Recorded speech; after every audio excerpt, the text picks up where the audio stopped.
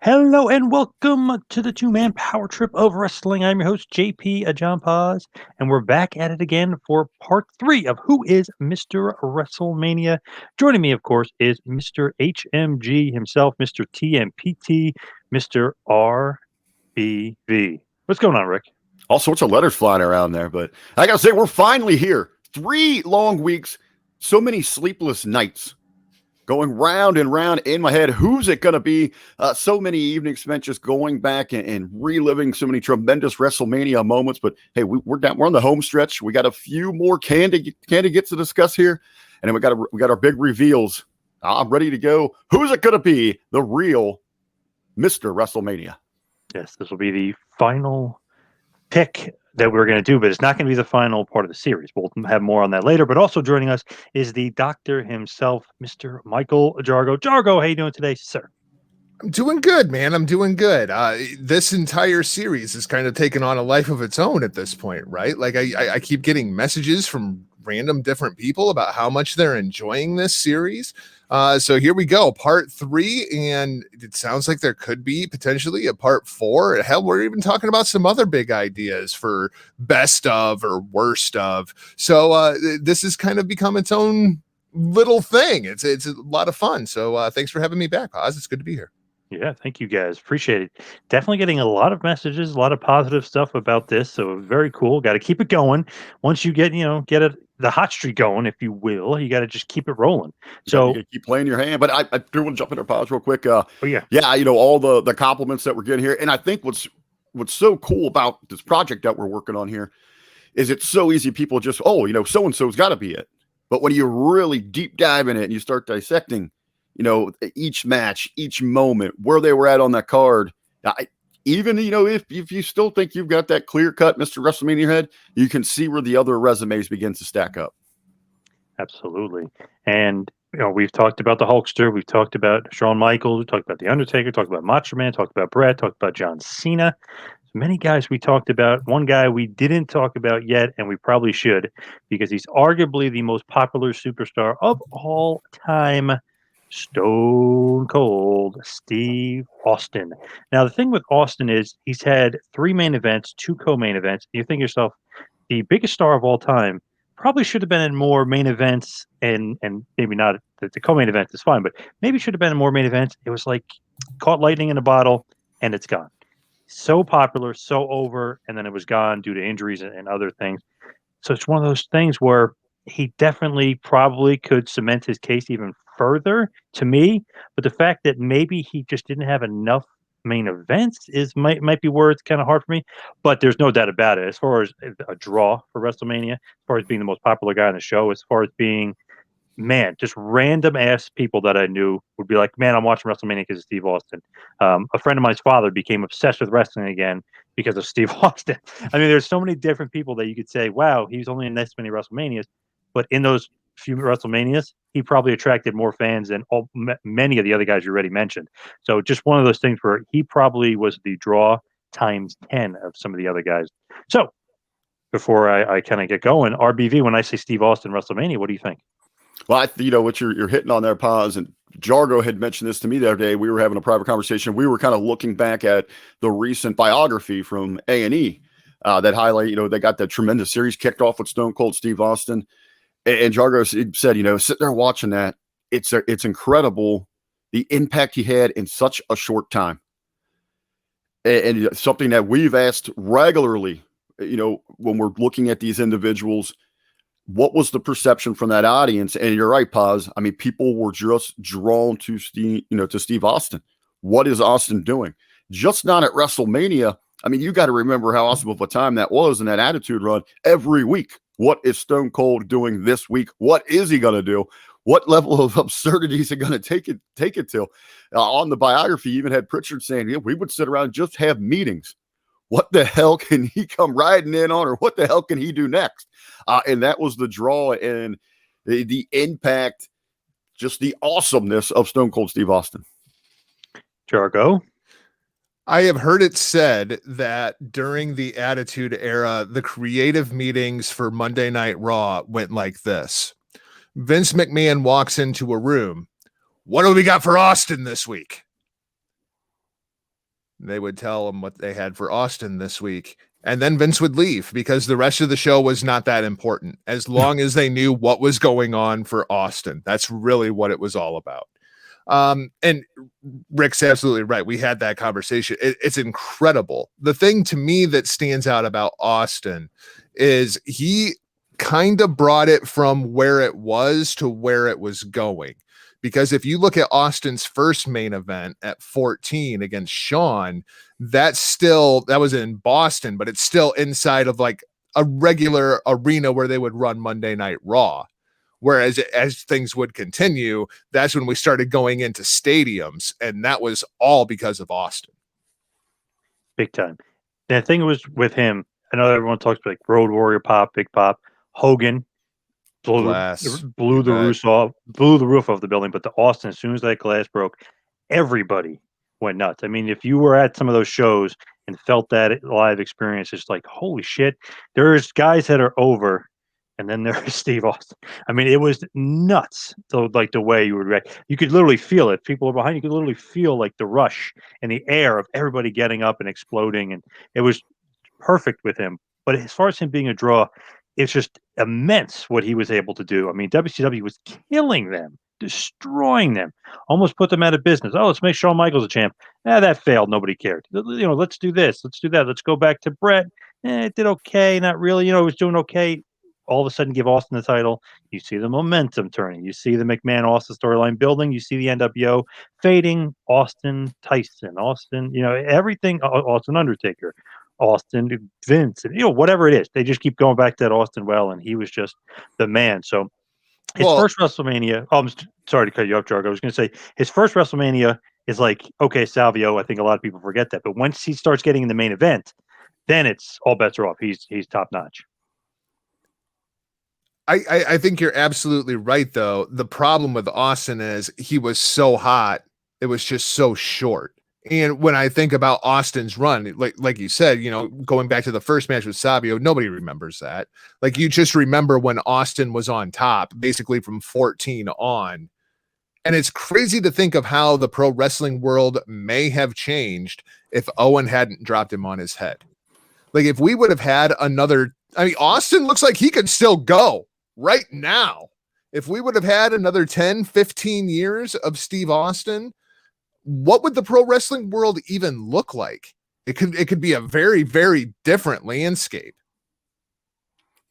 That's an interesting. I mean, with the intensity, even when you get into, I guess, where you guys got the name of the show, the 2-man power trip sort of thing. I mean, when they started tinkering with that and they thought that they needed some sort of change, even when he went back, it's just that luster wasn't there. And you saw as the business is transitioning away from the Attitude Era and society in itself, you see where possibly, is that stuff going to have that shelf life that you're talking about, Jargo? But, especially breaking the neck, the knees, the rest of the body breakdown. I mean, he changed his style. We remember the Hellraiser, the Brawler. You go back to Stunning Steve. He was one of the absolute best technical sound inside that ring wrestlers in the world. Oh yeah, that's why they brought him in as the ring master to begin with, because he could get in there and outwork anybody. Even something as simple, as great as Stone Cold Steve Austin was, it has that ring to it. Stone Cold Steve Austin. Are we sitting here having this conversation if it's Frosty McBite? Absolutely. One of those crazy names. They were the ringmaster, Frosty McBite, or whatever the hell they were pitching at him here. But he owned it, and one of the things that was right out of the gate on that biography, a lot of people ask me, who is Stone Cold the Man and who's the character? And he stumbles over his own words and he's like, I don't even know the answer. There is no difference. Well, we talked about this when he did that interview with Chris Jericho, that, as much as that was Steve Williams and Christopher Irvine sitting down to shoot the shit, that was Stone Cold Steve Austin and Chris Jericho, the two characters, because they know their character so well that they can sit down and shoot and work at the same freaking time. And every time you see Stone Cold, that's exactly what it is. Like, you just see Stone Cold Steve Austin. Like, he is so in tune with that character. There's no line anymore. It's just what you see is what you get. And that's what made him so great. Let me ask you guys, we as we're going through all these superstars and when we're running down the resume, we keep talking about moments. Was Austin Tyson the greatest crossover promotional moment in WrestleMania history? I mean, just to have those visuals and what that meant on a much larger outside of our bubble. I mean, because you're running right there. Right, WrestleMania WWE programming is the lead on SportsCenter. Well, I mean, I think Rock and Wrestling I would put number 1, but I would probably put Tyson 2. Was it getting that coverage? I mean, who from there was a bigger? Oh my God, he's in a WWE ring. The Cyndi Lauper thing had mainstream attention before there was 24/7 celebrity news cycles.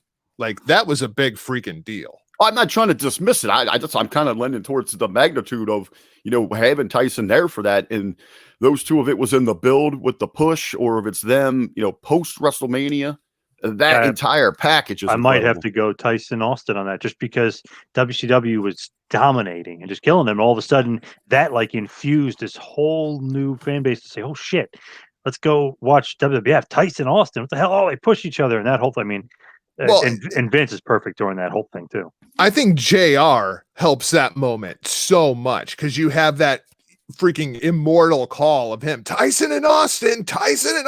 Like, there's so many different ways that could have went off the rails. Everybody was just absolutely perfect inside of that segment.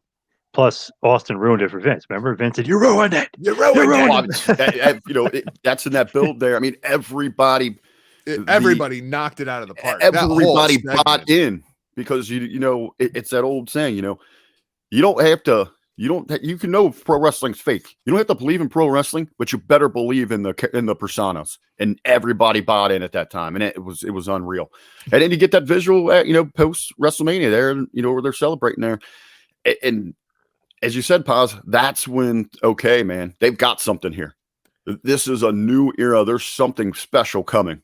Well, and the other thing that worked out just purely coincidentally perfectly, as hot as Stone Cold Steve Austin was, on the other side, you had, The Rock, the single greatest, performer, like the most electrifying man in sports entertainment history.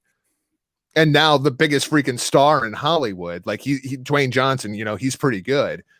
But every generation, there's that one guy. There's that Hulk Hogan. There's the Roman Reigns. There was John Cena. They had two, and they just had magic chemistry together. But so I think having, we're talking about Austin. I think we're going to talk about Dwayne a little bit on this episode too. But the combination of the two of them, really, that's what did it.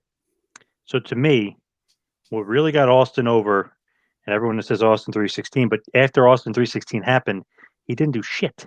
He wasn't doing anything. He was wrestling Yokozuna on the pre-show on SummerSlam. So really, Bret Hart comes back and says, I want to work with this guy. So Vince is like, okay. They have an unbelievably awesome match at Survivor Series. I was there live for it. It was awesome. A lot of the fans were for Austin. Even though there's Bret's return, they were loving Bret. A lot of the fans were for Austin just because he was kind of that new cool upstart. Put S in front of Hitman, and that gives you my thoughts on Bret. I mean, that was all awesome lines. So to me, okay, he starts working with Bret, opens everybody's eyes. It's like, shit, this guy's unbelievable. Even more so. Then they start remembering the awesome Austin 316. Then they start remembering all these awesome promos, and it starts to snowball. But really, the Bret Hart feud set him off, and then the unforgettable WrestleMania 13 co-main event, Bret versus Steve Austin, obviously. One of the greatest, if not the greatest WrestleMania match of all time. Rick, we talked about that. Probably is the greatest. So that moment catapulted Austin somehow even further. So everything's kind of launching. Austin 316 launches, the Bret feud, then the WrestleMania 13, and then boom, he's off into the stratosphere, blood from a stone, that whole thing. It was just unbelievable. That match sets it up for him. You bring up Austin 316 and how they didn't do anything with him afterwards. It wasn't supposed to happen, right? Like if the curtain call never happens, we never even get Austin 316. Right. Yep. Hey, what's crazy? I mean, it's just like that. And then you see it, Austin 316 ever. I'm sure you guys were the same way. You couldn't wait to get out. Fine. I got to get my hands on one of those t-shirts. Where the hell are they? They were in WWE themselves. They were worried about all the bootleg shirts that were out there. How are they going to control this thing? And still, I think right now it's their number one seller. Doesn't surprise me. That does not surprise me in any way, shape, or form. It was perfect. It was a perfect moment, let alone for him to just kind of come up with that right on the spot. You know, which nowadays there's no way that would happen. Nowadays, everything is so thought out, everything is so scripted. Somebody cutting that promo would know exactly what they were going to say, you know, like 3 hours before they got up there.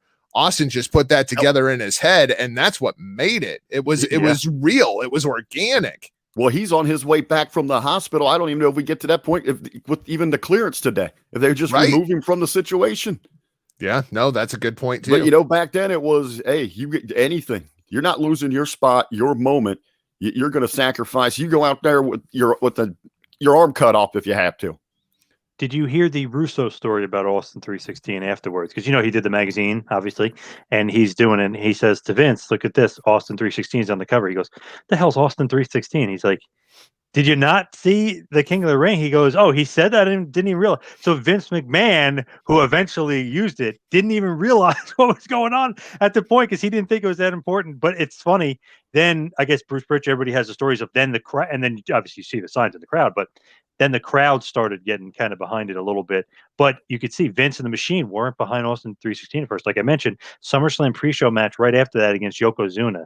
So it's like they didn't really kind of get behind Austin 316 until Brett came around. That's good. I think there was even something in the biography where even Steve was like, they signed me and I didn't even meet Vince, or something like he'd never seen Steve before. once or something like that. Yeah. And then on the follow-up on that, they had the Lost Treasures, and Mankind was talking, and he said after, you know, so many people, he had the Cornettes in there, Pritchard and them were just constantly, we got to sign this guy. No, he doesn't look like a WWE superstar. No. Finally, Vince gives in and he's like, all right, we'll sign him, but goddamn, we got to put a mask on him. Isn't that funny? Like you think of like, and not to go completely off topic here, but how out of touch Vince can be until the guy like proves himself to him. Like, okay, I think Triple H is this great star, and like, you know, like I'm going to give him this push. That chubby fat guy Foley is actually way more over and got Triple H over, and he's the guy that turned the tide eventually when you really kind of cemented the Monday Night Wars going to WWF. 800,000 people, which would be the whole audience for AEW and NXT, switched the channel over to watch this guy win a title because of a spoiler. That's so I great. mean, I've never thought about it like that. I mean, just think. I mean, everybody tuning into Dynamite turns off your program and sees what the other station is going to. That's crazy. So just funny. It's like Foley. Yeah, the guy's pretty damn over, and you may not realize it at first, but one of the top stars of all time. There's no doubt about it. The charisma, the over ability, the promo, everything. The work rate was kind of underrated, I think, from him. But let's get back onto Austin for a second. WrestleMania 12, forgotten match against Salvio in a win. Loss to Brett, WrestleMania 13, probably the greatest WrestleMania match of all time. Up for debate, maybe. WrestleMania 14, awesome match against HBK. Begins the Austin era. WrestleMania 15 against The Rock, which is my favorite match because I was first row in Philly for it, and they both fell on my lap during it, which was awesome. Wow. Yes, awesome moment. If you can find me on the tape, you might be able to see I'm wearing a Hawaiian shirt in honor of the Rock that night.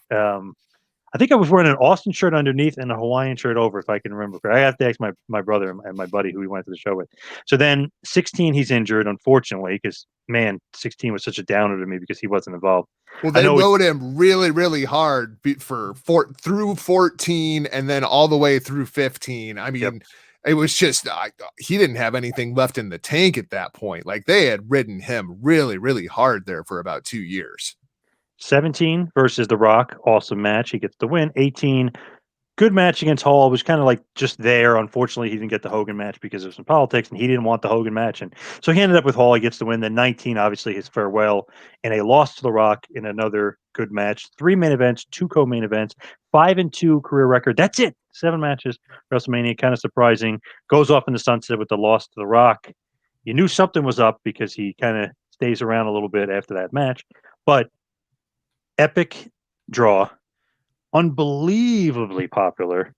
Those 3 main events through the roof. You could say he's partially responsible for WrestleMania 19 because I don't know. Going in, I always thought Austin Rock was probably going to be the main event that night. I know they pumped up Hogan and Vince McMahon a lot, but I didn't expect it to be Angle Lesnar ever at all. I just didn't.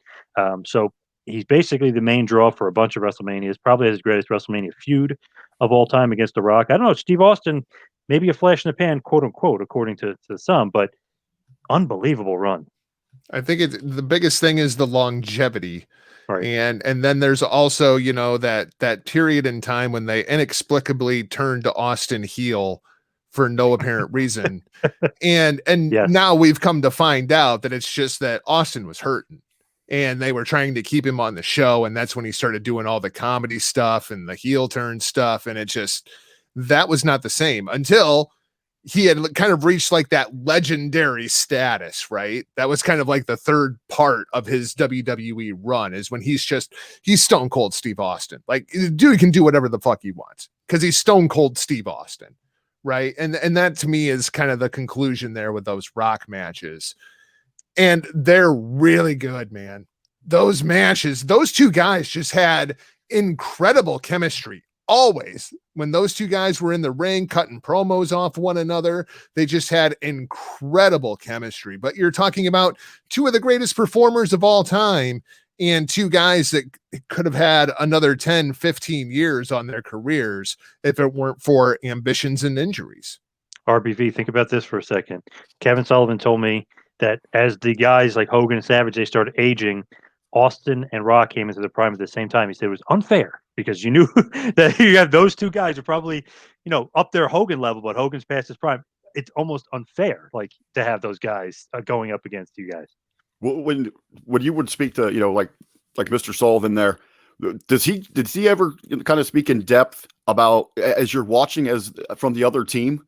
And it's like you said, I mean, that's not fair. I mean, what is this like? What are the conversations they're really having?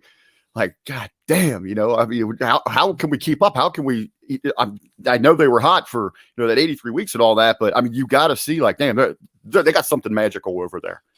Basically, he puts it into some boxing terms, like, oh, that'll be a knockdown, or that it could be a knockout. Austin Rock is like a TKO in the 10th. Like, you're fighting, you're struggling, and those two come along, and really, really just give them a huge shot in the arm.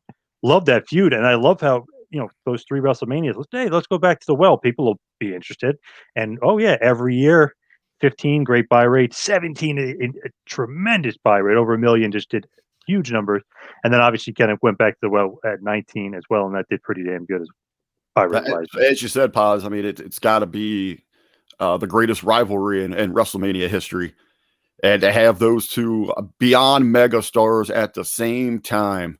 I mean, you're talking, that's unfair. The planets align. You could book it right now. You could book it for WrestleMania 38. You could announce it that we're going to have the return of Stone Cold Steve Austin, and he is going to be taking on The Rock, and you would get 1 million people for the buy rate. And you wouldn't have to charge peacock prices. You could go back and charge the $59.99 pay-per-view model, and people would buy that thing. Yeah, I mean, it's the star power of those two guys. I mean, just absolutely off the charts. But the thing that works against Austin, just not enough of a body of work. I would agree there. With Rocky, obviously he'll be the next guy we talk about because we're talking about Austin. Let's talk about The Rock.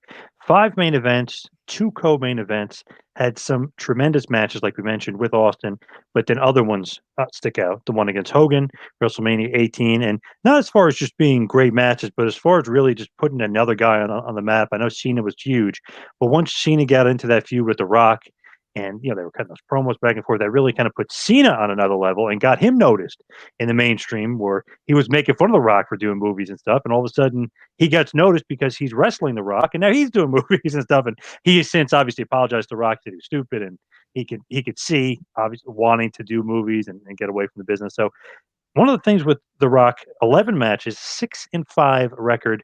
Not a lot of wins. Not that that matters, but sometimes it's funny to kind of see, like, oh, I wonder why he didn't have more wins. But obviously those 2 losses to Steve Austin. The WrestleMania 16 match where Triple H ends up winning at the end is kind of really weird booking, and to be honest, terrible booking.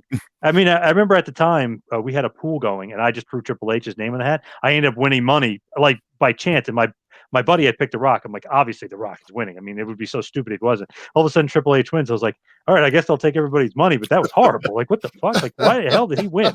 Like, that was Rock's time. Like he's the man. He's the guy. Triple H was the guy who works with the guy. I mean, the guy needs to win and go over at WrestleMania, especially with Austin hurt. He was the guy. Baby's up. There you go. Yeah. WrestleMania is a baby's up show. You know, I think it was, as we were talking with Austin, where he lost a little bit of appeal. I mean, he was still entertaining in his comedy stuff. Whatever they had Austin name, he was so good. He knew how to deliver, but he lost a little of that luster, that shine when he lost to Badass. No matter what Rock we got, Rock was always magnificent. And he could do those little twists and turns there. And he said, when they needed to turn the Rock to be the guy to take the ball and run with it, he absolutely did. It is the same qualities, positives we talk about in Austin were just society. The crossover appeal, people that are just drawn to professional wrestling, it was that same thing. What's Rock up to? What kind of shenanigans, crazy antics is he going to pull out, around the bend here? And he works so well with so many around him, making so many people look good. And hit the magic, what we talked about with Austin, the great feuds with Triple H, and ultimately probably, I think the program, we talked about the greatest feud at WrestleMania with Austin, but the program that really defined Rock is, with Foley there. Well, and there are still people clamoring for The Rock to return and do a Roman Reigns and Rock match. And I mean, it sure seems like that is kind of the direction. Like the setup is there at any given moment in time. You could bring Dwayne in and boom, you're off and running, right? It's a matter of, could you get him? What did you tell me, like the percentage of people that would vote for The Rock for president right now? Well, it was something like 49% of people polled at least wanted him to run for president, which is ridiculous to me because people, I think they are going to be very disappointed when they actually find out where The Rock lies on a lot of policy issues, because he tends to fall to the right. And I think that's going to surprise a lot of people. Dwayne is very much the same way as Austin, right? Like there's no denying the star power. There's no denying what he could do inside of a professional wrestling ring. The Rock is one of the GOATs, but it was also a springboard, right? Like, and I think there is still a little bit of animosity between pro wrestling fans in Dwayne Johnson. Like, yeah, we love you because you came from our world, but you really could have stuck around for another 10, 15 years, man. Like we wouldn't have had to deal with John Cena, and we wouldn't have had to, you know what I mean? Like the PG era with The Rock on top would have looked and felt very, very different. I do think there's a little bit of animosity there between pro wrestling fans and The Rock. Like, yeah, we love you, but why didn't you stick around? Yeah, like, and that's kind of like heel Rock is the best Rock, because number one, he can go out and he can just say whatever the hell he wants to, and he's really, really good at that. And he's really fun to boo. Like when you think about Dwayne Johnson, like he is too freaking perfect, and I just want to see you get punched in the face because you deserve it, because your life is so freaking great. Like I wish that I had a private chef that made me 7 meals a day so I could intake 5,000 calories and all this other crazy stuff. Like he's the freaking Rock, and he has earned being the freaking Rock. But man, talk about jealous. Yeah, I'm a little jealous of Dwayne Johnson because he seems pretty freaking great. And I want to see somebody punch him in the face. He's a great babyface too, because so funny, so relatable, and he's not one of those guys where it's like, oh, he's never gonna job. You always have that feeling like, oh, because he puts so many guys over, so it's always like he could lose here. Oh, he's very vulnerable, even though he's 6'5", 275. It's like, oh, he could lose here, very vulnerable. So it's always a cool kind of dynamic with him, face or heel. Thing with me that always kind of got over with me, he always got the backstage announcer over. Like all of a sudden, Michael Cole, this little dork, you're like, who's this guy? Kevin Kelly, Hermie, you're like, who's this guy? Coachman, like Lillian Garcia, when she was doing, he always would get the backstage announcer over somehow. And I that kind of stuff always kind of like chuckles me, because nowadays it's such a waste. Like, oh, they go backstage. Oh, Jesus Christ. Oh, what waste of time. Then it's like you get excited. Like even then he's feuding with Jericho. Oh, what are these two going to say back and forth to each other? Just he always added an extra element to me of fun, laugh, comedy done right, even though wrestling always does comedy that's wrong, and wrestling always screws up comedy. He's one of the few guys that can actually do it right. I mean, it doesn't matter, who are you? It's Rudy Poo Candy S. So many good catchphrases, and I feel like that resonated with so many people, and that's why he, main evented basically 3 Manias in a row, then was against Hogan and Austin, which is the 2 biggest stars of all time. He goes over both of them, 18 and 19. You could say co-main event, but kind of a big part of the show. So, I mean, kind of one of the big draws of the show as well. Then he comes back with The Miz as the referee and or whatever the host really, but he got involved in the main event. He was involved.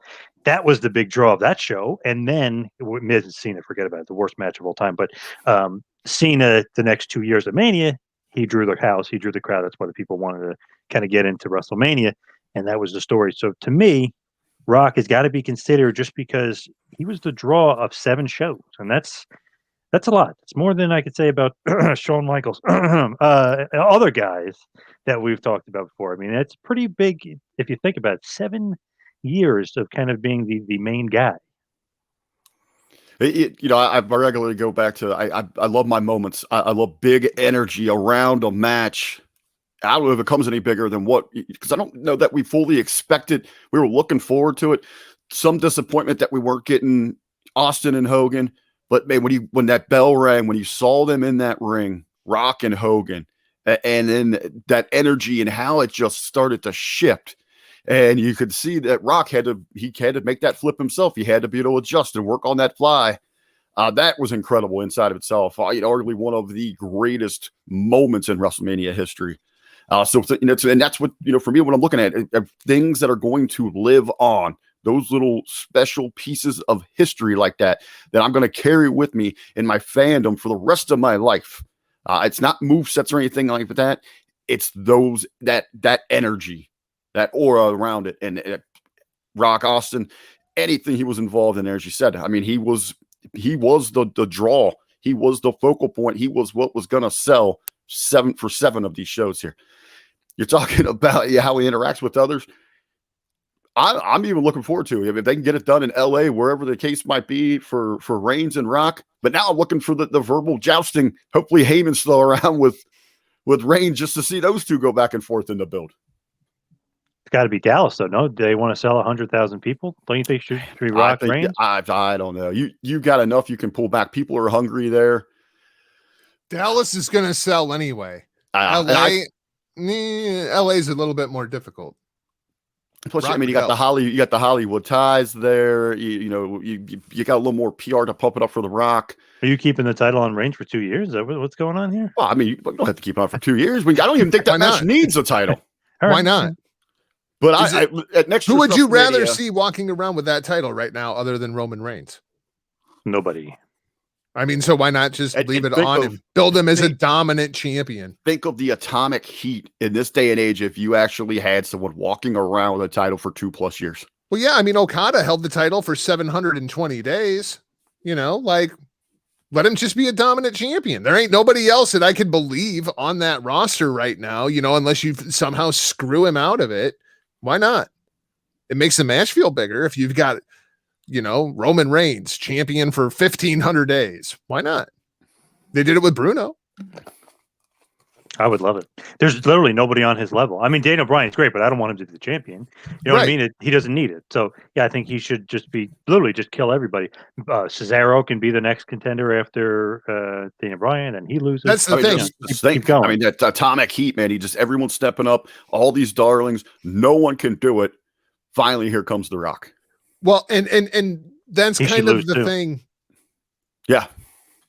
That's kind of the thing with The Rock, though, because when you look at The Rock, one of the things that makes him so freaking great is that he was so protected in the booking, right? And then you look at his opponents at WrestleMania, they were also guys that were protected inside of the booking. So the matches just felt so much bigger because you couldn't see either guy losing.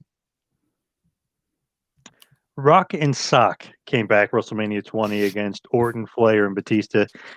Always is like a forgotten thing. I feel like it kind of should have been pumped more. I know it wasn't that great of a match, but it's funny. Like all those years in a row, if you think about who The Rock was in the ring with. So you go basically Austin, Hogan, Austin, and then he's in there with Flair. Pretty cool for the old Rockster there. He's in the ring with some of the best, but he, one of the best, he himself. But let's just go run through real quick. A win over the Sultan at WrestleMania 13, a win over Shammy, at WrestleMania 14, a loss to Austin at WrestleMania 15, that horrible loss at WrestleMania 16 with Foley, Big Show, and Triple H, and that weird fatal four-way that should never have happened. Should have just been Rock, Triple H one-on-one, and Rock should have went over. Then 17, a loss to Austin. 18, a win against Hogan. 19, a win against Austin. Like we just said, WrestleMania 20 was a loss to Evolution. 28, his return was a win against Cena. 29, a loss versus Cena.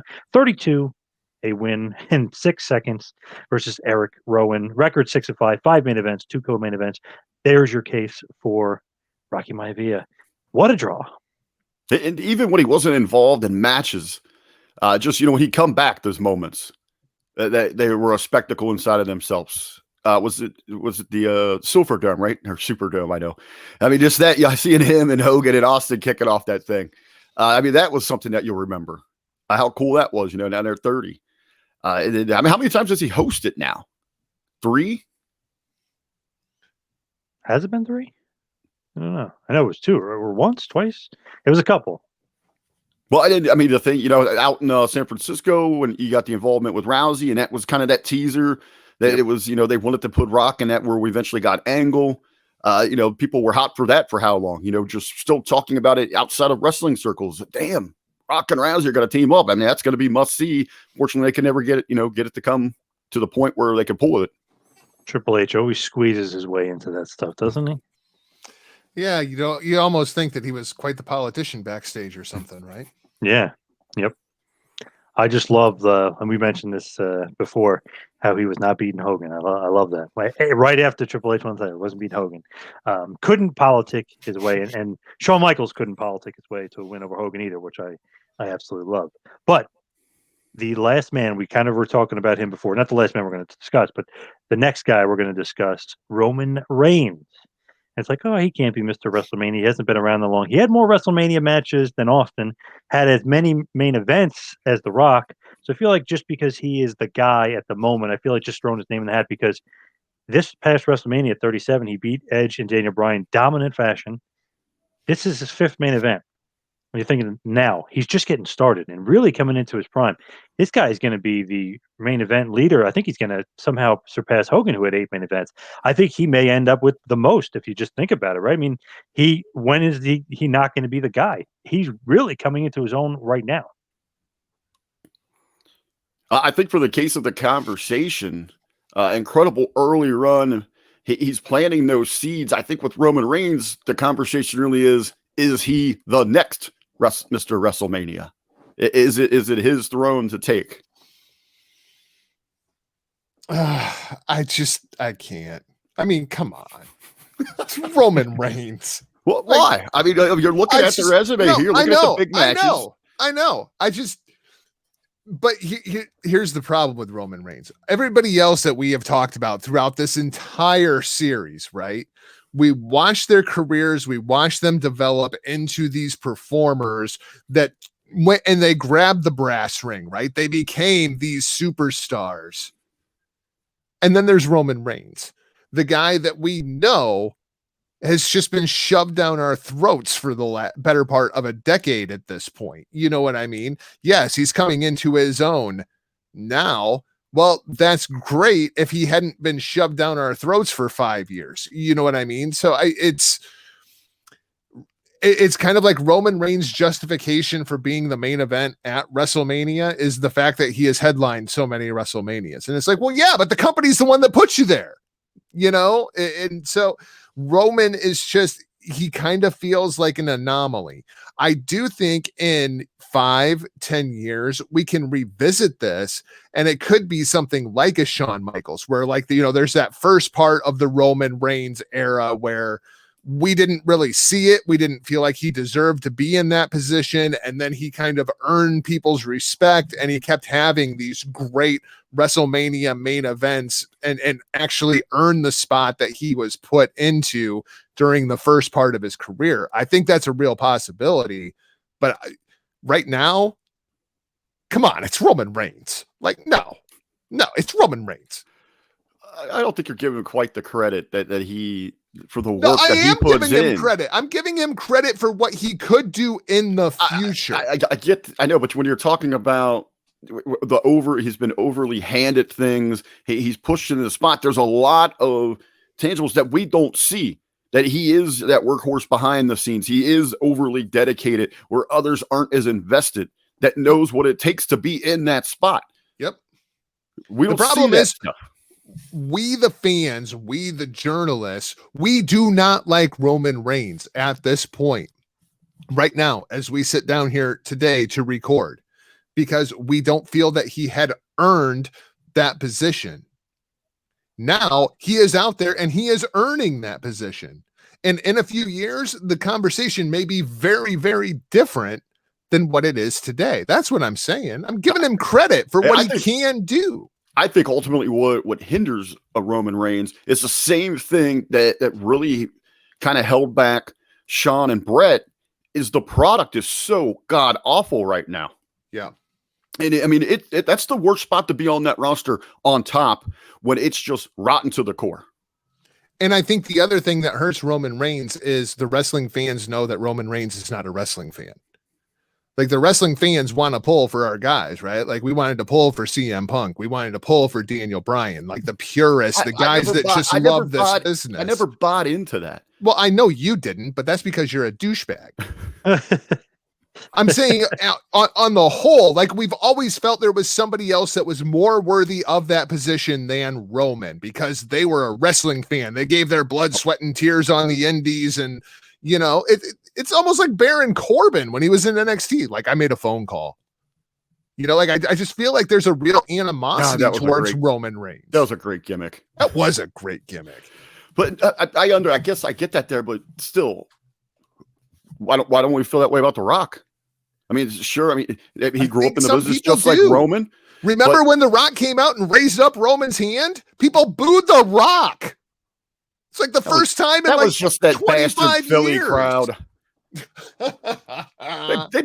they cheered Santa Claus being taken out on a stretcher. I mean, that's just that bastard Philly audience there.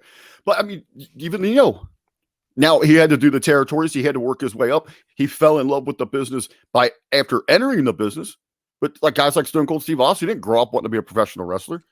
Hulk Hogan didn't grow up wanting to be a professional wrestler. You just run into a guy when you're at the gym or you're working the door at a club and they see your size, like, oh my God, you want to come make some damn money. I think there's a lot of the same conversation that is going to be around Charlotte. Like, I feel like there's a lot of animosity towards Charlotte. The thing is, Charlotte's went out and earned that spot. Charlotte is the best inside of the company, bar none. There's no question about it. There's always been somebody else that we've always felt like deserved that spot. They just gave it to Roman. Now, you know, maybe in 5 years, we can look back on it and say, you know what? Vince was right. He was right to go with Roman for that early part of his career. Kind of like, you know, with Switchblade Jay White, when they first made him IWGP champion, everybody was like, no, he's not ready for that. And now here we are, like 2 years later, he's the hottest heel in the freaking world. And absolutely, he is destined to be IWGP champion again. Like, he earned that spot. Who are these? Jay White, Okada? Who the hell are these people you're talking about? We're talking this is a pro wrestling conversation. I don't know who these people are, Jargo. I like to think that the TMPT audience is a little, they know what I'm talking about. They know I'm making comparisons because they're a smart wrestling audience. You know, we're not dealing with, your typical primitive pro wrestling fans. What's Big Ray? Mark of the Masses? Kung Fu karate ninja fighting? Is that what he? Yep. Absolutely. Okay. Absolutely. So Reigns main evented 4 WrestleManias in a row, 31 versus Brock and Seth Rollins. Seth obviously comes in at the end and cashes in and wins. Then against Triple H, he wins. Then 33 against Lesnar, he loses, shockingly. 34, he beats Undertaker. And then obviously, you had the cancer thing. So then 35, he had a match against Drew McIntyre, which he wins, but nowhere near the top of the card. Then obviously 36. Did not come because of COVID, even though he was supposed to fight Goldberg. So Strowman kind of took his place. That kind of stinks because it would have been probably another main event under his belt. And then 37, like we mentioned, with Edge and Bryan, him getting the win. Didn't even mention 29 with the Shield versus Orton, Sheamus, and Big Show in a win, which is a forgotten match that I didn't even remember. And then 30, another match I completely forgot, the Shield versus Kane and the New Age Outlaws, which the Shield won. So 6-2 record at the showcase of the Immortals. Just to me, if you think about it, okay, next year in Dallas, if he's not fighting The Rock, it should be him, Lesnar headlining, or him, Cena. Throw that out there. You got to have him against a big name, to me. And then the year after, then you could do him versus The Rock. I'd say maybe Cena. I'm still just set. Hold out for the year, save it for WrestleMania, give us Lashley, Lesnar in the Big D, and just sell it as a shoot. That's going to be the main event. That's what I'd main event with. I don't even know if I'd have any other matches. I just have that. Just have them cut their fight. That's the show. But again, though, when I look at Roman Reigns, I know the work that he's put in. I'm okay with him being on top, having those opportunities at WrestleMania. But what do I go back to? Moments. Memories. And unfortunately, right now for Roman Reigns, I don't have any. Nope. At WrestleMania. No, the closest thing that I have is the night after WrestleMania when he defeated The Undertaker and he stood in the ring and got booed for like 15 minutes straight. That was one of the most incredible things I've ever seen. And then he just, every time he would bring the mic up, the crowd would boo a little bit louder. Until finally, like 15 minutes into the show, and he simply says, "This is my yard now," and walks off. Like I thought that was like, to me, that will probably be the highlight of Roman Reigns' early career for me. Like that was a really, really cool moment. Yeah, I feel like with him, he's one of those guys that yes, maybe he got an early push, and maybe like it's not he didn't deserve it, but it's like okay, they're really kind of shoving this guy down our throat, but. Now, to me, I'm at the point where I'm like, all right, this guy is main event level, and I'm accepting of the fact that he did main event all those shows just because he is the guy, and Vince was right that he was the guy. It's funny because like we talk about like guys like Shawn, guys like Brett, guys like Austin that we watched, like from their early days in the company, and we watched them kind of work their way up the card, paying their dues until they finally get on top. We've watched the same thing with Roman Reigns. The only difference is he was on top the entire time. Mm-hmm. Do I see some jealousy from RBV about Reigns? That's what I'm kind of sensing. I don't know about you. No, not. All the respect to the guy, man. As Jargo was talking about, what will the next chapter of his WrestleMania career? What will that give us? So again, can we sit down 5 years from now, have this conversation again, and is he more at the top of the list? Now, another guy I just want to throw out there, he's not going to be Mr. WrestleMania, but I want to throw him out there just because you want to talk about moments. 2 WrestleManias in a row had the 2 biggest moments, maybe in WrestleMania history. You could throw it out there to a lot of people. I just want to throw out the Ultimate Warrior just because big matches, legendary name, 4-1 career record. I know 1 main event, 1 co-main event, but just want to throw him out there for 6 and 7. Hogan match to me is one of my top 5. Savage match, top 5. That era of guys will never be forgotten. And you want to talk about moments and memories. Just want to throw Ultimate Warrior's name in the hat because you will never forget him. I would say, outside of just those big memories, and I mean, for me, especially as a young fan, how impactful the Warrior was, or even that I still am in love, obsessed with professional wrestling to this day. But heck, even before that, and we were talking about when the glass shattered, those things that you just pop, when that Warrior music hit, your heart started going as fast as he was going to hit that ring. That adrenaline started running through you. Even going back, was it 4? When he makes the spot, he comes out and he's got like Hercules there. Hercules, yep. In a way, he's got Hercules there. Hey, at 5 on the undercard. Great match with Rude. Yep. I think, what you remember when somebody just like broke your heart, stabbed you. And I couldn't have hated him more than anyone in the world when Bobby Heenan grabbed that damn leg. So to allow, was he's pulling him, bringing him in for that suplex over that top rope. Man, that's right there, man. That Weasel. That's when I just took it to another level, hated him. So yeah, and while whatever you want to say it here, how terrible he was in the ring, how disliked he was backstage or whatever, from that fan perspective on those big stages like WrestleMania, he absolutely delivered. Jargo, anything to throw in there? Well, when we talk about Hulk Hogan and I make the comment that he's a terrible person and I have absolutely no usage for Hulk Hogan, but I can separate the person from the career, and I can be objective when it comes to Hulk Hogan's career. I can't even do that with the Warrior. I can't do it. Boo. Can't do it. He's a terrible human being. And they should strip the name of the Warrior Award away from it. He is not worthy of having his name on that award. It should immediately be renamed the Shad Gaspard Award, and his family should be given the very first one.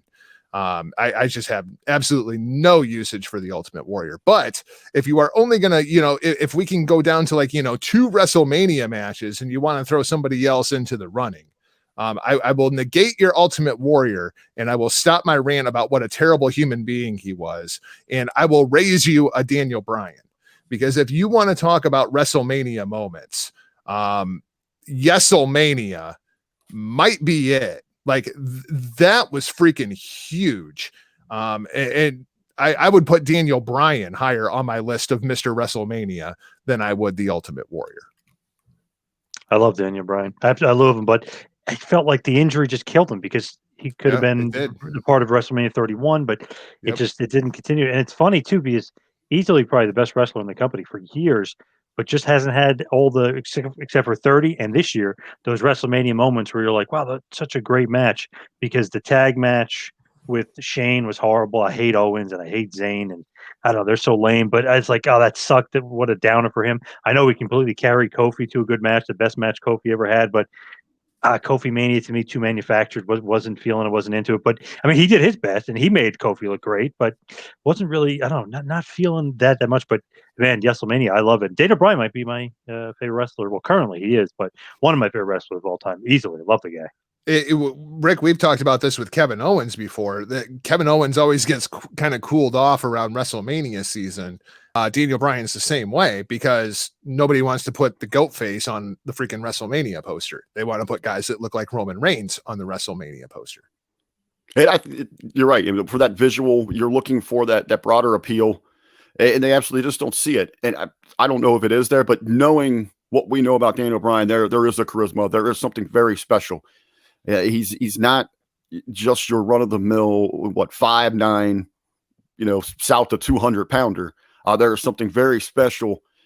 As I guess it's more disappointing that we don't have so much more to talk about with Daniel Bryan when we're talking about, Mr. WrestleMania. Because you think about the potential, and you go back and look at the spots, if they just would have believed a little bit more in him. But yeah, there's certainly those moments. The Yes movement was incredible. The emotion. Real tears.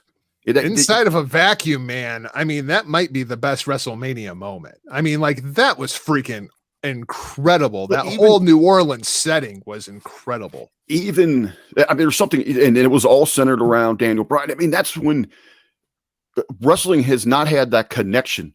I mean, that audience firmly believed, they were buying in. There was something there. They truly, Daniel Bryan and WrestleMania were still above them all, but they felt like they were feeding the fire. It was that are we in awe of a moment? Are we in awe of superstars? Absolutely had it there. But I'll even remember when Sheamus kicked his head off. That's going to be one of my WrestleMania memories. The kiss, and he just boom, it's over. And remember how infuriated people were over that. I think the thing with Bryan is it felt like it was a victory in the war on fans for the fans, right? Like we talk about Roman Reigns and how he was shoved down our throats. Going back to Austin got so hot that Vince was forced to go with Austin. It's not like Stone Cold Steve Austin was going to be Vince McMahon's number one choice, right? Right. Daniel Bryan, very much the same way. He got so hot that Vince couldn't help but put him over in the main event of WrestleMania and give him the belts. It's not like it's a decision that Vince wanted to do. You know what I mean? But the fans forced it, and it was like, hey, we got one for the good guys. Well, in that moment, and I do want to give credit to the creative direction to the McMahons on this one, because they plant those seeds, because they're out there every week. Great. We make the calls. Yep. We tell you what you're going to cheer for. We tell you what you're going to buy. We tell you when you're going to watch us. We call all the shots around here. And then, as you said, Jargo, the people were okay. They were hungry. You're gonna rage against the machine. Yep. And that's what happened. Unfortunately, though, after the Yes movement, after things had cooled off after that WrestleMania, that kind of backfired because the people were still like, you know what, that really is what's happening. Yeah, that's pretty much how it goes, right? This really is what's happening. This sucks. It climaxed and it peaked. It was so incredible. Where the hell do we go from here? Because remember how cool it got when he had to turn around and he's working with Kane there, and then of course the injury and just we're able to get back to that magic. Positive said though he was right? So great. Daniel Bryan was so great in helping Kofi Mania. The injury is the worst part because part of Hunter's argument, the office's argument, is you're too reckless. You're gonna hurt yourself. Like, we can't put you on top because we need somebody that's going to be here 52 weeks a year. Look at John Cena, the 5 moves of doom, right? We can't trust. And then what's he do? He goes out and he gets hurt. Yeah, it was like, God damn it, Hunter was right. A month later, he's still out there jumping off into flatbeds and diving headbutts. And hashtag no more headbutts. All right. Right now, let's go to the selection process. RBV, I'm only going to give you about a minute or so. So you got to make this case strong and you got to make it well. Who is Mr. WrestleMania? Final choice.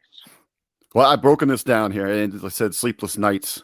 So much going back and forth. I have already removed The Undertaker. There's no disrespect to the dead man. I just believe that the streak is taking on a life of its own. That it's parallel to WrestleMania. So I believe that's unique and an honor inside of itself. When we talk about Hulk Hogan, I would give him as the godfather of WrestleMania. When we talk about the Macho Man Randy Savage, I would say he is the original, the OG Mr. WrestleMania.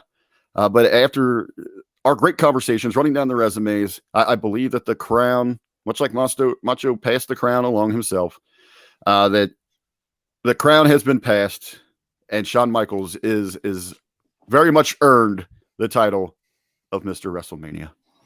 Damn, I'm shocked. I thought you were going to go somewhere else there. I want to give the others their props, but I think Macho set that tone, set the table, but has passed it on. So I will go next, and I will, of course, as you can see by the shirt, I'm wearing a Hulkmania shirt. I am going to go with Hulk Hogan, even though he's the godfather, most important figure. I think if you're the most important figure, you have to be Mr. WrestleMania yourself. So 8 main events, great record, multiple title wins, multiple titles. The whole thing to me is there wouldn't be WrestleMania without him. He was the draw of WrestleMania. He was the draw of every WrestleMania he was ever a part of. Most people, and I would say maybe all, but I won't, even though I want to say all, but most people watch WrestleMania because of Hulk Hogan and Hulkamania. He set it off. He's the reason we are where we're at right now. Let's pay homage. Let's pay respect to the man, the Babe Ruth of professional wrestling. But 8 main events and the focal point of 11 WrestleManias, the Hulkster, and he even, just for shits and giggles, came back at 18 and 19 and was the focal point of both those shows, and probably stole the show both times with an old Vince McMahon and with The Rock, where he passed the torch along to The Rock. Hogan is the man. He is Mr. WrestleMania. But I might get outruled here. Jargo, what do you got? You call Hulk Hogan the Babe Ruth of professional wrestling. And I prefer to think of him as the Mickey Mantle of professional wrestling. He was great, but he was kind of a douchebag. I'm going with Shawn Michaels. I came into this with Shawn Michaels. I'm coming out of this with Shawn Michaels. Rick, I think you have made a very, very wise decision. I'm happy to see that you have chosen wisely. We can continue our show. We'll continue with that. No bad blood there. But I will say that going through this list, I agree. Undertaker, probably, the greatest performer of WrestleMania history, right? That's the only word I can use to explain the Undertaker and the streak. Hulk Hogan, absolutely the godfather. Bret Hart, I thought you made a very, very good case for. Macho Man, those early days of WrestleMania. Yeah, I think there's absolutely a case there. And surprisingly, Dwayne "The Rock" Johnson. I think that we made a really, really good case for Dwayne, even though I had never thought of him inside of that context before this show. But yeah, I'm going with my favorite Huckleberry, RBV. The answer was, is, and forever will be the Heartbreak Kid, Shawn Michaels. My only, and I'm outruled here, so I guess Shawn Michaels wins, technically Mr. WrestleMania, which he was christened by the WWE and christened by himself. My only caveat to that is, and I know a buddy of mine mentioned this to me, I mentioned these guys a couple weeks ago, never ordered a Mania, and I know so many people are the same thing, never ordered a WrestleMania because of Shawn Michaels. So he was never the draw of the show. Even when he was in the main event, I know 12 didn't go along that well, the draw power wise. So they bring back Piper, they bring back Warrior to try to get some more juice into the show because Michaels really, and you found out when he was champion, not a good draw. One of the worst draws ever as champion in WWF history. So to me, that's my only caveat with Michaels. Obviously, great wrestler, great performer, never a draw. Sorry to the fans that think he was. Never, ever a draw. And just wasn't the guy you would order WrestleMania for. He was that guy you'd be like, wow, he stole the show, or wow, what a bright spot. But he was never the guy you'd say, man, I want to spend my $50 on WrestleMania. Hogan, yes. I'd even say Undertaker for sure. But Michaels, I don't think so. I think we disqualify Hulk Hogan now because of all the amazing talents we've talked about. None of them have ever showed up at WrestleMania dressed like a pirate. You're right, Titus O'Neil. That was a rib. WrestleMania. That was a rib. I'm convinced they were screwing with Hulkster. Oh, clearly. Yeah. And you knew he was going to go along with it. Well, yeah, I mean, what's Hogan got going on otherwise, you know? If he's not Hulk Hogan, what else has he got? So, Shawn Michaels, let's say he is Mr. WrestleMania. Put the stamp on it. You guys outvoted me 2-1 here. So, in his career, kayfabe-wise, only 6-11 with 5 main events total in WrestleMania history. Obviously, co-main event in another show as well. But one of those things where I don't think we're quite done yet. Yes, we cemented who is Mr. WrestleMania, but there's a few other things. Who is the worst performer, which we'll get into part 4 next week if you guys are up for it. Who is the worst performer in WrestleMania history? Triple H is already a strong front runner, but there are some other names that popped into my head, and I've been thinking of it, of some really, really bad performers in Mania history. He had so many matches, you would think there's no way that's possible. Oh, it's possible.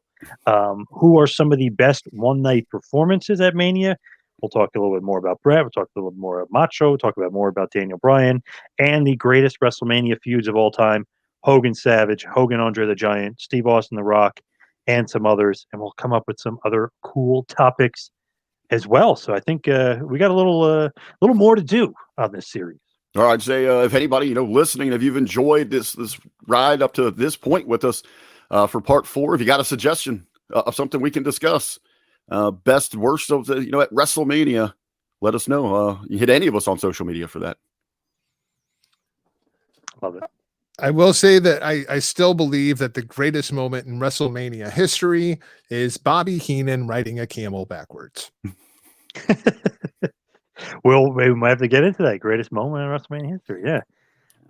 As far as the plugs, let's get into those right now. You can follow me on Twitter and Instagram at 2Man Power Trip. Check out the website, tmptempire.com. Of course, patreon.com/tmptempire. RBV, what do you got? As always, with the Hami Media Group right now, we are still looking for a home. Things up in the works. We're just waiting on a call. Either way, we're going to be heading to our own platform. Potentially been talked about it on one of the hundreds of shows that he's on. I can't recall which one, but we possibly something with the Realm Network. So you never know. But until then, patreon.com/Hameen Media Group. I know you hear that at Patreon, but hey, we got a lot of free content. Your locker rooms, your reviews, all that's over there. So again, that is patreon.com/Hameen Media Group. And for the affiliate programs, we're still alive on Podbeam. So you can get Jargo, you can get South Park Talk, you can get Jargo and me, South Park Talk, the Star Trek, Star Wars. What else do we got over there? There's all sorts. The Right Opinion, all sorts of great programming. It's the Hameen Media Group on podbeam.com. But for me personally, all social media at The Real RBV. I guess Jargo, what do you got? You can get at me across all social media at NotJargo, MichaelJargo.com for all of your daily Jargo needs. The studio kind of starting to get torn apart as we're boxing everything up for the 203. So looking forward to that. So 2 weeks, buddy, right? 2 weeks. Yeah, I may be a bit incognito as we finish getting everything wrapped up, because at a certain point I'm gonna have to pack up the rest of the studio. As you can see, like all the shelves and shit are getting all cleared out already. But yeah, exciting times, scary times, crazy times. Good stuff.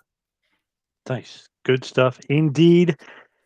We will be back for part 4, discussing many things we just said, moments, memories, and everything in between. Thank you, everybody, for tuning in this week. We'll see you right back here next week for Who Is Mr. WrestleMania. See you next week, folks.